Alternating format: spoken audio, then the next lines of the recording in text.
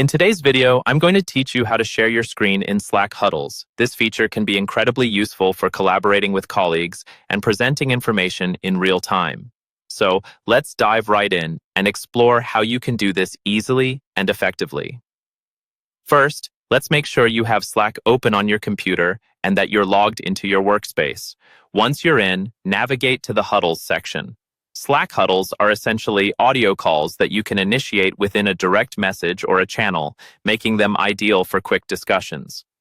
To start a huddle, look for the Start a Huddle icon, which resembles a headphone, usually located at the bottom left of your sidebar. Click this to open up the huddle interface. Now, after joining or starting the huddle, to share your screen, look for the screen sharing icon. It's often represented by a monitor and an arrow and should be visible in the Huddles window. Click this icon to begin sharing. You'll be prompted to choose what you'd like to share. You typically have the option to share your entire screen, a specific window, or a specific tab. If you're using multiple monitors, you'll also be able to choose which monitor you'd like to share.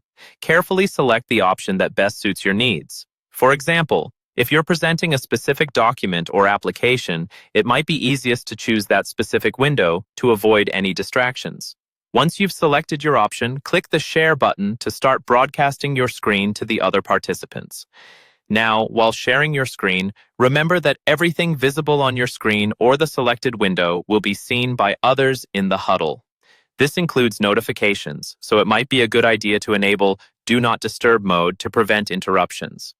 If at any point you need to pause or stop sharing, you can do so by returning to the Huddle interface and clicking the screen sharing icon again, which should now offer options to pause or stop your screen share. Also, be mindful that ending the huddle will automatically stop all screen sharing activity. Here are a couple of additional tips to enhance your Slack Huddles experience.